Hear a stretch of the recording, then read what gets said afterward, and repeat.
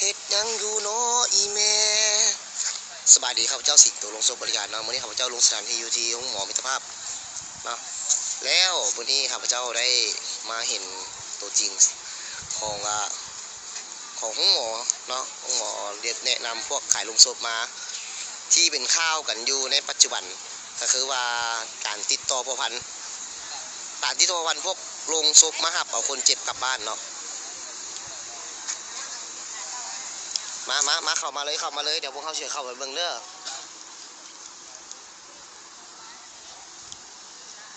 เนาะนี่เป็นการไล่สดนี่แม่นอันนี้แม่นครอบครัวเนาะครอบครัวผู้ดีว่าเจ้ากำลังเอาจะกำลังเอากลับบ้านแต่ผัดว่าแพทย์หมอนี่เพิ่นว่ารถห้องหมอเมื่อตัวแม่นคันนี้บ่แม่นวะ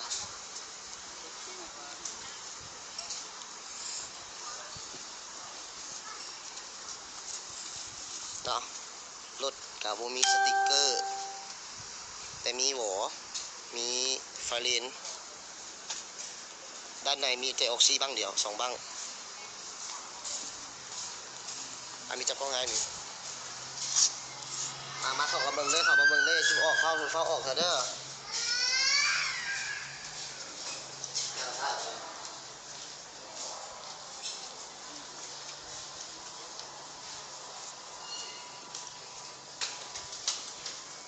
เนาะข้าพเจ้าจะพาไปเบิ่งเรื่องมาเป็นทางพนักงานเขากับมีชุดแบบใส่แน่นอนตัวนี้เนาะเดี๋ยวมาเบิ่งกันจะพาไปเบิ่งพ่ออยากของนุ่งชุดแบบมึงเบิ่งกล้องอ่ะมีคนมาอย่างเนาะ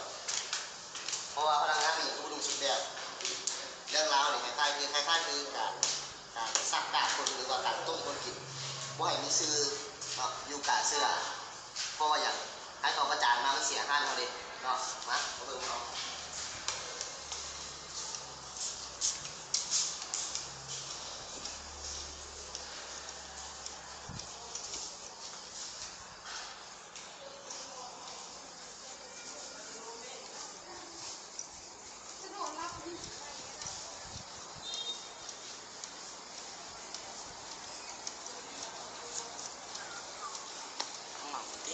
เนาะร้านนี้ก็เป็นแผนกมรสุมเป็นแผนกมรสุมของหมอเจ้าข้าพเจ้าพามาให้เบิ่ง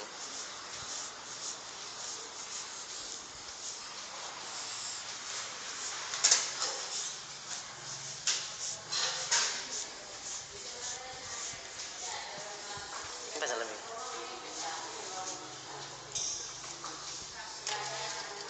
อ้าวชั้นห้าวะชั้นไหน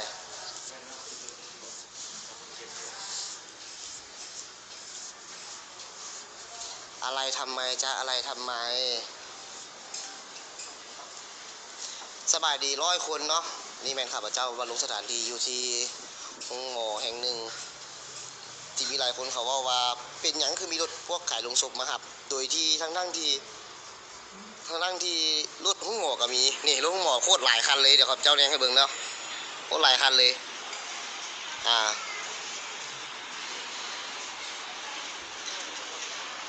ที่ตอนนี้มีข่าวกันอยู่ว่าบังออกซี่บังหนึ่ง2 ล้านกีบถ้าบอกหีบเอาเมียมน้ำเพื่อจะปรับใหม่ที่มีข่าวกันอยู่เนาะอยู่เฟซบุ๊กเนาะครับเจ้าแชร์ไว้ไม่ได้เข้าไปเบิ่งน้ำกันเด้อตัวนั้นเด้อ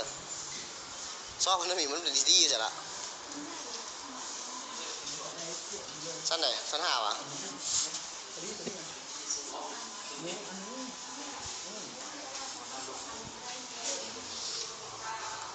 มันลุกไปลุมแล้ววะย่านกล้องเลย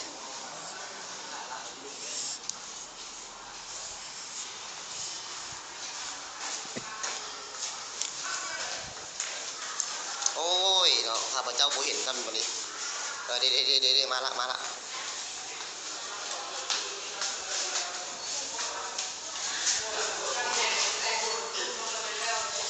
ี่เนาะที่ทุกท่านได้เห็นนี่แมนพนักงานห้านขายโรงศพแห่งหนึ่งเนาะที่มีชื่อเสียงแต่เอารถแต่ท่านหมอแพทย์หมอบอกรถมาหาเป๋า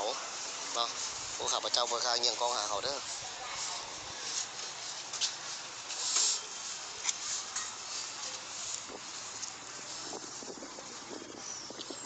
รถโลโก้กับบ่มีกาเห็นบ่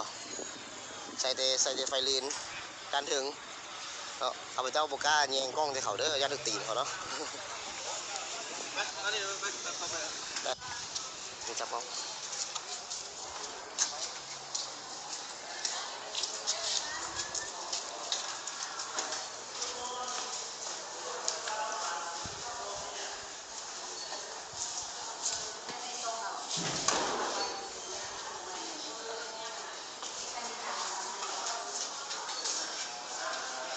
ตอนนี้แมนทางแผนกบริหารเพื่อนเขาเข้ามาเนาะเอามือจะคนเราสองสี่คนสบายเดี๋ยวสองสี่คนด้วยจะเข้าออกเด้อ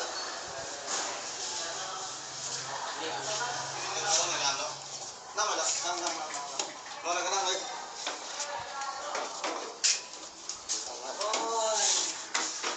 ก็เอาเลยมันเป็นอะไรนี่ไม่ได้เอาลงมาหรอกเขาโทรหาเขาโทรหาเองหมดเลยเขาโทรหาเนาะนี่พวกหัวหน้าอันนั้นสุดเชิญหัวหน้าเมื่อการแหละโทรหาว่าลงมาเห็นรถทุกตัวก็จอดเขาโบยเอาพวกเขาจอดค้างที่รถเขาเอิ้นมา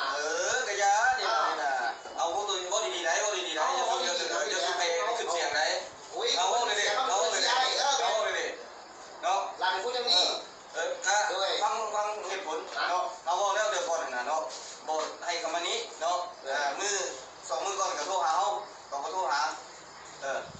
นี่พวกนี้ป้องกันสลุมเห็นไหมพวกเขามาในน้ำเขาเอิ้นหาและพอว่าเข้า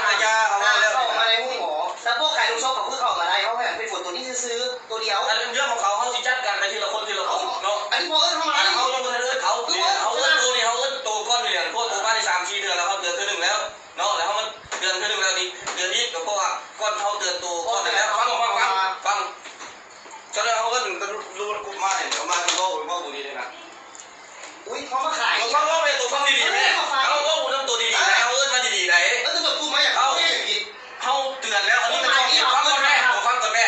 ตัวฟังก่อนแม่อ๋อเขาว่าคนละคนใหม่มีตัวมามีอย่างเดียวห้องหมออันนี้มันเป็นข้อเขตของห้องหมอมีอย่างไรเขาเจ้าประสานกันในห้องหมอนี้แล้วกูไปทำห้องหมอไปอย่างเรื่องเขาติดบวกอันนี้เป็นบวกอะไรอ๋ออันนี้เป็นคนละกรณีโรคตัวนี้น่ะเนาะคนละกรณีโรคเราต้องเข้าใจว่าอันนี้เป็นห้องหมอในข้อเขตของห้องหมอขั้นเขาไปแจ้งฉุกเฉินว่าโอเคขอให้ห้องศพมาเนาะแล้วก็ถูกเข้ามาเป็นทางการโบเป็นอย่างเดี๋ยวนี้มันวุ่นวายอยู่ในห้องข้อเขตของห้องหมอนี้ผู้นี้โทรเขาวุ่นกันอยู่เทิงพุ่นเลยมันมาต่อเนื่องมาหาป้องกันมาหาบริหารนี้ดังฉะนั้นเขาต้องได้เว้าไม่ได้บอกฉะนั้นเขาต้องได้เว้าแล้วเขาเชิญตัวไปลงเขาก็ไม่ได้เว้าอย่างไรตัวไม่บอกเขาก็ลงแบบรูปแบบเก่าแบบพอไปดูว่านี่มันหน้าเบี้ยของพวกเขามันเป็นอย่างนี้เดี๋ยวนี้มาดิตัวเข้ามาในนี้เนาะเพราะว่าเข้ามาปุ๊บเนี่ยนะเขาโทรหารถเนี่ยนะเขาโทรหาที่เขาในรถเนาะเขาโทรหาเขาต้องได้เข้ามาเขาเอาเร็วเขาบอกให้เข้ามาในของเขาพวกใครพวกใกล้ๆเข้ามาเขาเชื่อต่างหากอาจจะว่าเดี๋ยวนี้เขายังไม่ทันได้เตือนเขาแต่เขาเตือนตัวแล้วแต่เขาเตือนตัวแล้วในน้ำเขาหาเนี่ยเดี๋ยวนี้เขาจะไปตัวบอกเขารู้ดิเนี่ยตัวบอกเขารู้เลยนะเป็นตัวเขาเลยเขาเบิ่งโทรศัพท์ตัวต้องเนี่ยโทรศัพท์ไปเขาชื่อว่าเป็นไผ่โทรหาหรือว่าเป็นตัวกดกลางกันเขาโทรหาตัวจริงใจตัวบอกแม่เอาแม่ตัวจริงใจตัวบอกเป็นไผ่โทรเอาแม่ตัวบอกแม่เราที่ไปสำรวจเขาพูดเขาบอกให้เขาช่วยบอกให้เขาพูดพี่น้องเขาเป็นคนโทรกระยากันพี่น้องตัวพี่เกี่ยวกันเป็นคนพนักงานทุ่งหมอเขาแล้วจะไปถามมันว่าไผ่โทรกระยาเขาไปเขาตัวนี้เขาถามว่าพี่เอาแม่เขาเลยดิตัวนั่งลงแม่เขาจับไปยาไหนนี่ห้องหมอไหนเอาดีๆนะเอาดีๆนะตัวโฟกัสมาเอาโทรศัพท์ลงเอาตัวจริงใจพี่น้องเขาเป็นอย่างที่เป็นอย่างเบอร์โทรศัพท์เอามาเบิ้งเอาไว้เบิ้งตัวกดขึ้นหลังไอ้เบิ้งเอากดขึ้นในเบิ้งที่เขาโทรนะเบิ้งเขาโทรหามาแจ้งเขานะพี่น้องบ้องไปเบิ้งเด้อพี่ขับพระเจ้าเบิ้งเด้อนี่หุ้งหมอเนาะยาจับตัวไปเด้อยาเด้อบอกมึงยังมึงไหนมึงเอ๊ะกูไหนมึงยังมาต้องตัวกูไหนมีมันนี่มีจับกล้องมีไปเล่นกูมาลงไปด้วยไอ้พวกไหนพวกโซ่กินแล้วกินแล้วมันไปตัวไป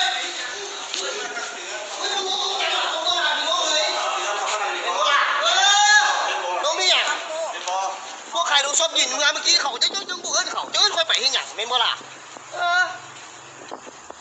ถ่ายเอารถ ตัวจะเห็นไหนตัวเราเข้าบ้านนี่ผมได้จะเถื่อนไหนชัวร์เด้อมาตัวเรา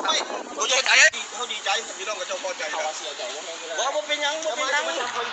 ว่าผมได้จับเพราะว่านั่นนะเขาจะหัวนั่นแหละเป็นผู้ดูครับเขาจะหัวอะไรเป็นผู้ดูแล้วขอเบอร์อันดับเบอร์ที่ว่าเจ้าทางเบอร์อะไรคนหุ้นให้ผมมีคนหุ้นไหนเอาขึ้นมาผมต้องอ่านย่าอย่างนี้เบิ้งขอเบิ้งสินะเบอร์ที่ผมแม่ผมจับไปชนอยู่เอาให้แม่ไล่เขาฟังก็ได้ไล่สักไล่เนี่ยก็จะเบิ้งว่าอะไรไม่พอจะพูดว่าเบอร์โทรที่ว่าเขาจะโทรหาเจ้าเท่านั้นเขาจะเบิ้งว่าใครโทรหาเจ้าขนาดนี้มาส่งประจภาพเกี่ยวกับว่าส่งมาเบิ้งเขาเกี่ยวดอกพี่น้องเจ้าเกี่ยวดอกพี่น้องเจ้า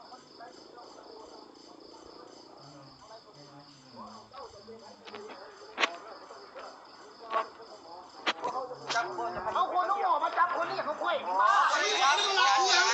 เอาคนคนนี้มาหลักเครื่องไหนต้องขับเด้อตัวต้องขับเด้อต้องขับเด้อต้องขับเด้อแล้วเมื่อกี้พวกขันทุกเขามาเกี่ยวมาติดตากมันไหมเป็นยังไงเนาะพี่น้องสาวลาเอาแสงกันไปไ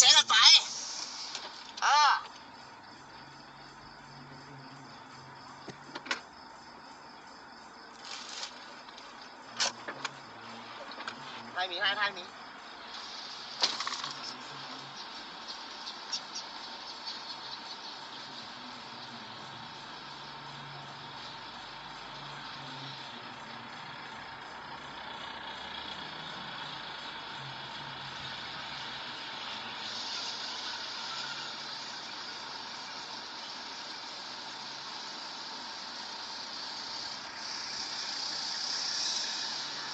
สบายดี200 คนนะเจ้า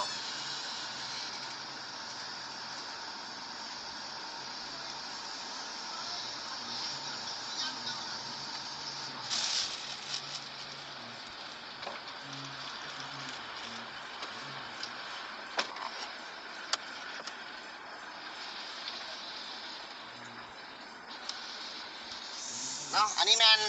อันแพทย์หมอเขามาพัวพันเนาะพัวพันเรื่องการบริการ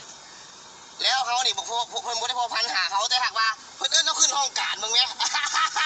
เอาเบิ่งเอาเด้อพี่น้องเอ้ยโอ้ยข้าวเด้อบักส้นตีน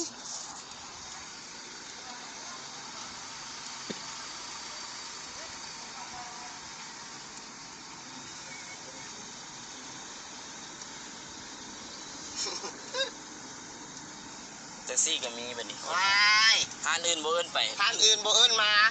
อันบัดเขามาในหน้าที่ละเอิ้นเขาขึ้นห้องการมาดิมาซีหน้าด่าเขาคือผู้คนเห็นนั่นแหละเนาะอันนี้มันโตจริงของห้องหมอเลยแหละตัวนี้นะ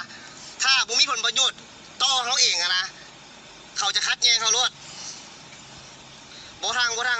แน่นอน100%รถเขาใจให้อยู่ครบเบิดเลยนะเครื่องมืออยู่ในรถนี่นะเซียวเอ้ยมาซีหน้าเขาเว้าให้เขาว่าจังซั่นจังซี่สิเอิ้นกลุ่มมาเอาข่อยเฮ็ดหยังโง่บักหน้าหีเอิ้นกลุ่มมากูเฮ็ดหยังกูบ่ได้มาขายยามาอยู่โรงหมอกูบ่ได้มาลักเครื่องหมอบ่ได้มาตัวขายยาผ่านอยเป็นบ้าติแม่นบ่ล่ะอันนี้เฮามาพัวพันในเวียกงานศพทุกคนกับเขาฮู้บ่ทุกคนวันนี้เจ้าภาพเขาโทรหาเฮาเนาะด้วยความยินดีเขาโทรหาเฮาไปส่งยวนน้ำทอนค่ารถจนฮอดจักชั่วโมงปลายละคนก็สิตายย้อนละแล้วมึงมาไปเต้นรถห้องหมอละโคตรหลายเลยรถห้องหมอโคตรหลายเลยที่มีข่าวอะไรว่าพวกลงศพมาส่งออกซิเจนตั้งหนึ่งแต่หากบอกหีบรวมเขาปั๊บใหม่2 ล้านกีบเป็นบ้าตายจัดใหม่ปั๊บใหม่2 ล้านกีบจับโทรศัพท์ไปเนี่ยเขาสิฟ้องกูเดี๋ยวกูสิดังปั๊บใหม่2 ล้านกีบตัวงานอันนี้งานเกิดอยู่บ้านดุกและโซกห้องหมอ103ไปส่งลุงน้องสาวเมื่อคืนนี้เขาว่าอันค่าออกซิเท่าไหร่เขาพร้อมใจเลยเพราะว่าเขาบ่อยากเอาอันอย่างเอาลุงเอาอย่างน้ำเพราะว่าเขามีอยู่ใกล้บ้านเขาเด้เนาะแล้วก็เอาออกซิลงถามว่าราคาออกซิเท่าไหร่แล้วบัดนั้นจึงเอาให้เด้อโอ้แบบหน้าหีแม่มึงสิเว้าสู่ฟังเด้อ325 คนนี่ข้าพเจ้าสิมีเรื่องสู่ฟังนะพวกห้องหมอนี่นะเขาพวกพาทั้งพวกขายโรงศพเนาะกินกัน 40% สมมติว่าข้าพเจ้าขายโรงเนาะ10 ล้านกีบหักไปละ4 ล้านเหลือ6 ล้านกีบสิไปแถมเต้นกันยะแถ มผ้าไก่กันยากแถมถ้วยแถมบ่วงกันยากย้อนอย่างย้อน4 ล้านกีบบ่เห็นละดิบ่เห็นละบ่เห็นมือทุกอันละเนาะแชร์ไปรถแชร์ไปมันเห็นรถมันดังแล้วนะให้มันดังแล้วนะข่าวนี้นะเนาะแล้ววันนี้นี่เรื่อง6 ล้านกีบแล้วสิไปจัดเอียงได้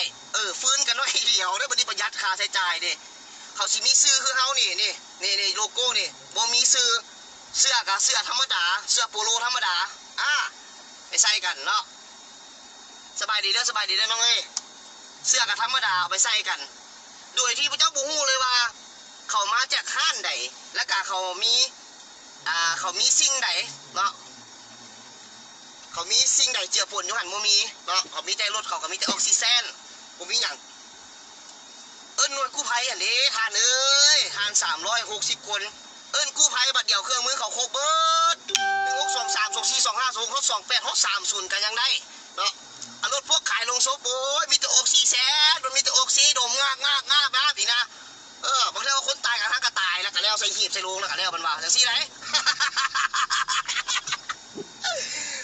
บักกามเอ้ยหน้าหีมเลยนะเดี๋ยวชิม้วนกลับใหม่ๆก่อน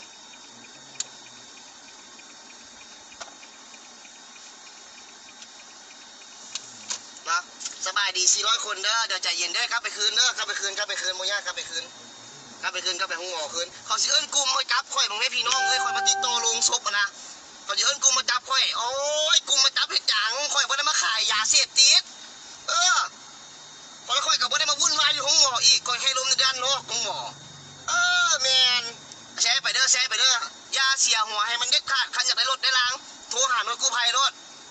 ลงศพอยู่บ้านทานก็มีบ่ต้องไปเอาน้ำพวกนั้นดอกพวกหน้าหมาพวกหน้าเลือดพวกส้นตีนแพทย์หมอลาวว่าเป็นโจ๊กซาพวกนี้นะ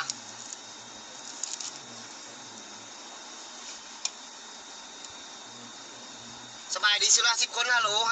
ล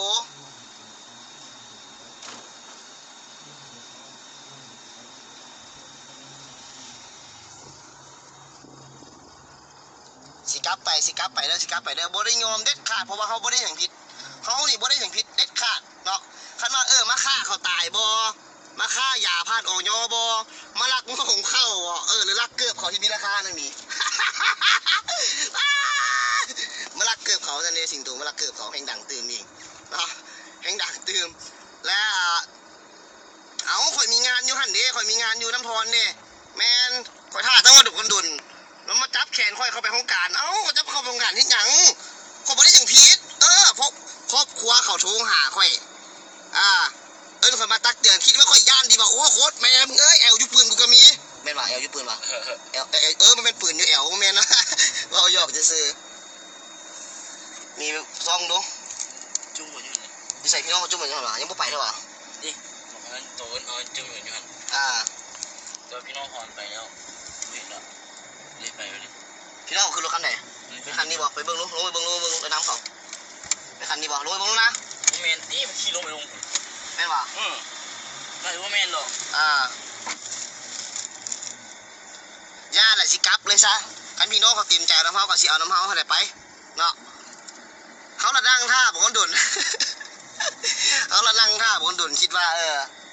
นี่เขายังย้อนเด้เขาบอกเสื้อเขายังย้อนอยู่ครบเปิดเดี๋ยวบอกนะไปคิดว่าอยู่หันคิดว่าเขาท่าอยู่เนาะเขาก็บ่ได้เฮ็ดผิดอีหยังคันเป็นข่อยติดต่อพวกลงศพกับยาเนาะหรือว่าเอาออกซิเจนไปใส่เขาขอโทษเอาไว้หลายสิว่าสุฟังได้ซื้อน้ำให้ไอ้กินตรงนี้ไอ้สิประจานแมนทั้งบ้านนี่ออกหน้ามาเนี่ยเอาเงินไปเบิดเลยมึงเอาจะถุงเลยสบายดี500 คนเด้อข้าพเจ้าสิมีอย่างสุฟังเนาะเหตุการณ์ตัวนี้เกิดขึ้นอยู่ห้องหมอ150 เตียง